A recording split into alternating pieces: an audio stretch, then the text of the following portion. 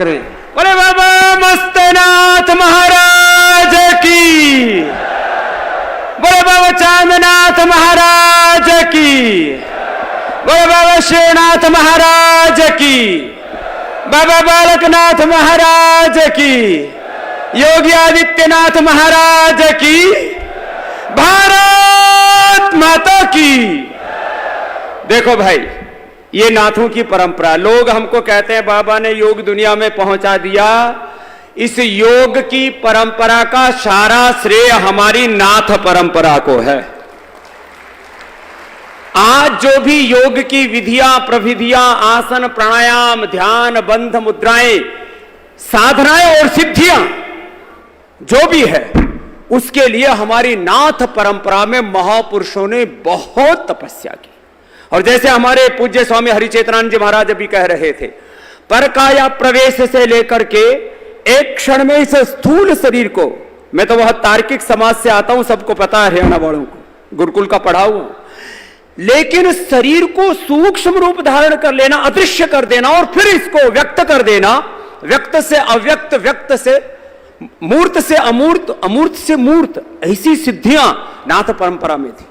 और उत्तर से लेकर के दक्षिण तक ये जो चुनचुनगिरी मठ के अभी पूज्य स्वामी निर्मलानंद नाथ जी महाराज जी जो यहां से अभी बता रहे थे कि चुनचुनगिरी मठ के पूज्य स्वामी हमारे, जिनका बहुत बड़ा गौरव था और यहां पर वो आ ना सके पहले, लेकिन आज आए।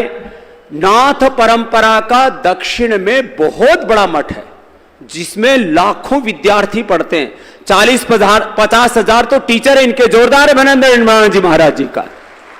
ये साधारण परंपरा नहीं है। ऐसे बाल गंगाधर नाथ जी महाराज जी की परंपरा से दक्षिण से यहां प्रतिनिधित्व कर रहे हैं। नाथ परंपरा ने बहुत कुछ देश को दिया और योग अध्यात्म की दृष्टि से भी दिया। और नाथ परंपरा में तो योग, राजयोग, हठ योग सब कुछ है। और उसके मूर्त मंत्र रूप हमारे पूज्य योगीनाथ जी, आदित्यनाथ जी महाराज यहां पर हैं। योगी क्या क्या कर सकता है उन्होंने करके दिखा दिया। जब इसका शिलान्यास हो रहा था तब मैं आया था। पूज्य महाराज जी की बहुत इच्छा थी कि बाबा मस्तनाथ जी का मठ ऐसा बने जो अप्रतिम हो। तो आज पूज्य महाराज चांदनाथ जी की आत्मा सच में बहुत प्रसन्न होगी। मठ उसी गौरव में प्रतिष्ठापित हुआ है। एक बार जोरदार अभिनंदन उनके संकल्प को और उनके शिष्य हमारे बालकनाथ जी महाराज। बाल हृदय है उनका, अभी शरीर से, आयु से छोटे दिखते होंगे, लेकिन हम व्यक्ति को नहीं देखते, हम एक संस्कृति और परंपरा को देखते हैं। हम गुरु गोरखनाथ जी की परंपरा, गुरु मत्स्यनाथ जी महाराज, पूरे एक मत्स्येंद्रनाथ जी महाराज जी की परंपरा, बाबा मत्स्यनाथ जी की परंपरा, तो उस गुरु परंपरा का एक प्रतिनिधि और प्रतिरूप है पूज्य बालकनाथ जी महाराज। इनके पुरुषार्थ को भी एक बार जोरदार अभिनंदन है। उन्होंने जो अपने गुरुओं के संकल्प को पूरा किया है, सैकड़ों करोड़ का ये प्रोजेक्ट हाथ में लेना, मठ और समाधि को इस तरह से जीवंतता के साथ। जो योगी होते हैं वो मरते नहीं हैं, उनकी आत्मा हमको मोक्ष में भी रहकर के आशीर्वाद देती है। इसी को चाहे उसको अरदास बोलो, दुआएं बोलो, जैसे कह रहे थे कि अब कोई मन्नत मांगते हैं वो पूरी होती है। यहां तो जो पूरा इलाका है वो इस मठ को अपनी श्रद्धा का सबसे बड़ा केंद्र मानता है। और सच में ये बाबा मस्तनाथ जी मात्र की एक समाधि नहीं है, ये सनातन का गौरव काल है और वो चारों ओर भारतवर्ष में दिखाई दे रहा है। यहां सलबोहर में भी, रोहतक से लेकर के, हरियाणा से लेकर के पूरे राष्ट्र में जो सनातन का गौरव है वह अपने आप में हमें आह्लादित करता है। हम धन्य हैं कि हमने भारत भूमि पर जन्म पाया है। हम भगवान रामकृष्ण के वंशज हैं, ऋषिकाओं के वंशज हैं, हम भगवान के अंश हैं, अपने पूर्वजों के वंशधर हैं। और एक बात और भी कह देता हूं, राजनीति में जब कोई व्यक्ति आता तो हर एक के लोग पीछे जाति ढूंढने लगते हैं।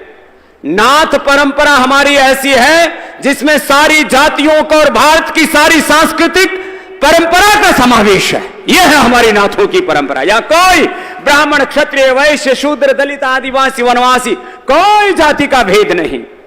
सब वर्ग संप्रदाय पंथ सबका समावेश है इसमें। ज्ञान योग है, भक्ति योग है, कर्म योग है। और हठ योग क्या है? अग्नि सोमात्मकम इदम जगत अकार कीर्ततः सूर्य ठकार चंद्र उच्यते सूर्य चंद्रमा सौर्य योगात हठ योग निगद्यते।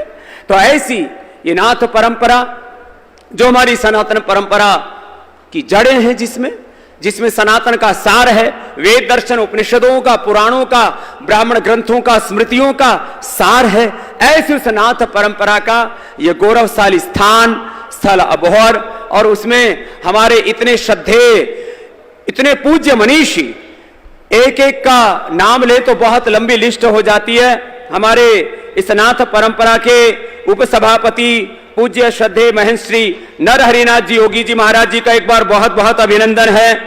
अभिनंदन है हमारे पूज्य स्वामी धर्मदेव जी महाराज जी का, चिन्मय पांडे जी जो हमारे गायत्री परिवार पूरे देश और विश्व में हमारे गायत्री माता वेद माता का हमारी सनातन संस्कृति का एक बहुत बड़ा एक संस्थान है।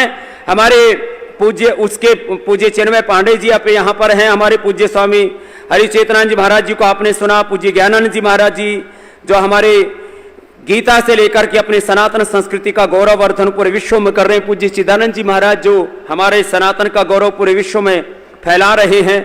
ये जो त्रिदंडी स्वामी जी महाराज आए, चिन्नाजियर स्वामी जी, ये जो डंडा ले रखा है धर्मदंड है, और इन्होंने स्टैचू ऑफ इक्वलिटी हमारे रामानुजाचार्य जिन्होंने कोई जाति पंथ का भेद नहीं रखा, हम सब के और सब हमारे हैं। पूज्य महाराज श्री ने बहुत बड़ा यशस्वी कार्य किया। एक एक महापुरुष यहाँ वंदनीय, एक बार सबका जोरदार अभिनंदन है यहाँ पर जितने भी महापुरुष हैं। और हमारे संत परंपरा, हमारी नाथ परंपरा के गौरव पूज्य योगी आदित्यनाथ जी महाराज जी और पूज्य बालकनाथ जी महाराज जी, भाई हमारे नाथ परंपरा के ये सूरज और चांद की तरह हठ योग दोनों यहाँ पर हैं। हकार कीर्तितः सूर्य ठकार चंद्र उच्यते यहाँ पर हैं। और हमारी इस हिंदू सनातन संस्कृति के शिखर पुरोधा पूजनीय श्रद्धेय श्री मोहन भागवत जी का एक बार जोरदार अभिनंदन है। वो हम सबको इस सनातन के गौरव का बोध ही नहीं करवा रहे, उस सनातन धर्म को युग धर्म के रूप में प्रतिष्ठापित करने के लिए अहर्निश पुरुषार्थ करते हैं। और एक बहुत त्याग और बलिदान की, सेवा की, साधना की, राष्ट्र धर्म सर्वोपरि की बहुत बड़ी परंपरा संघ की है, उसका प्रतिनिधित्व कर रहे हैं हमारे आदरणीय श्री रामलाल जी से लेकर के कितने महापुरुष यहाँ पर मंच पर है। इन सब महापुरुषों को वंदन करता हूं। मैं सुबह 3:30 बजे उठ जाता हूं, अपने योग साधना करके पुनी 5 बजे रोज 4-5 किलोमीटर दौड़ता हूं। मेरा इरादा है कि मैं 80 साल तक, 100 साल तक दौड़ता रहूं और 150 साल तक भारत माता की सेवा करूं। मैं चाहता हूं कि 100 साल तक कोई बूढ़ा ना हो। मुझसे लोग पूछते हैं बाबा उम्र कितनी हो गई, मैंने कहा 55 के बाद अब 55 में पहुंच गए। लेकिन ऐसा लगता है कि अभी बायोलॉजिकल एज तो 25 जैसी ही है। तो आप लोग भी ऐसे ही रहो, योग करो, कर्मयोग करो। 18 घंटा जिस दिन ये देश पुरुषार्थ करना शुरू कर देगा, उस दिन भारत विश्व का सिरमौर बन जाएगा और सनातन धर्म का गौरव पूरी दुनिया में छाएगा। भारत विश्व की सबसे बड़ी आर्थिक, आध्यात्मिक, सांस्कृतिक, सामाजिक, सामरिक महाशक्ति बने। पूरी दुनिया में कहीं युद्धों का दौर चल रहा है, कहीं आपसी संघर्ष चल रहे हैं। इजराइल और हमास से लेकर के यूक्रेन और रशिया से लेकर के, और कभी भी पूरी दुनिया में तीसरे विश्व युद्ध का शंखनाद हो सकता है। लेकिन भारत वो देश है जिसने दुनिया को युद्ध नहीं, पूरी दुनिया को योग दिया, जोड़ा पूरी दुनिया को। और अभी भी पूरी दुनिया को भारत से बहुत बड़ी प्रेरणा मिलनी है। और उसमें हम सबको ऋषियों के सच्चे वंशधरों के रूप में अपने अपने कर्तव्यों का निर्वहन करते हुए और एक परम वैभवशाली भारत कैसा बनाना है, उस संकल्प के लिए आप यहाँ पर आए हैं। अपनी सनातन की गौरव की प्रतिष्ठा यहाँ पर देख करके पूज्य चांदनाथ जी महाराज जी की प्रतिमा का आज अनावरण हुआ और बाबा मत्स्यनाथ जी महाराज जी की गौरवशाली परंपरा का मत्स्यनाथ समाधि का यह जो जीवंत दर्शन इतने दिव्य और भव्य स्वरूप में हुआ, यह हम सब के लिए गौरव है। लेकिन हम सबको कुछ ऐसा करना है जिससे हमारी ये नाथ परंपरा, हमारी ये सनातन परंपरा, हमारी वेद परंपरा, हमारी ऋषि ऋषिकाओं की पावनी परंपरा फिर से गौरव को प्राप्त हो, इसके लिए सब संकल्पित होकर के जाएंगे। आज जितने महापुरुष आए हैं, इनके एक एक शब्द को शब्द ब्रह्म मान करके और अपने को ऋषियों का वंशधर के रूप में अपने आप को तैयार करके दोबारा से पुरुषार्थ करना है।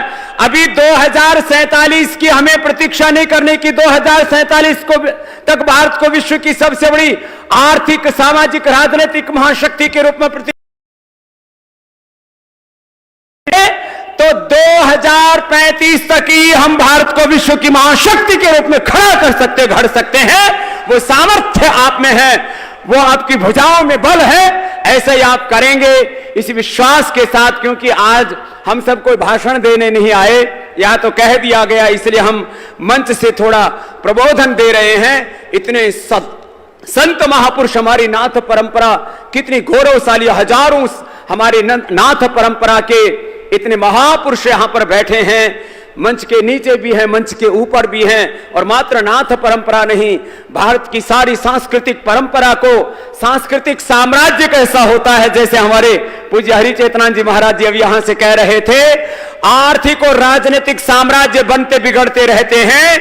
यदि कोई सच्चा साम्राज्य है तो वह सांस्कृतिक साम्राज्य, और सांस्कृतिक साम्राज्य की जड़ें इस स्थलाभौर से जुड़ी हुई है।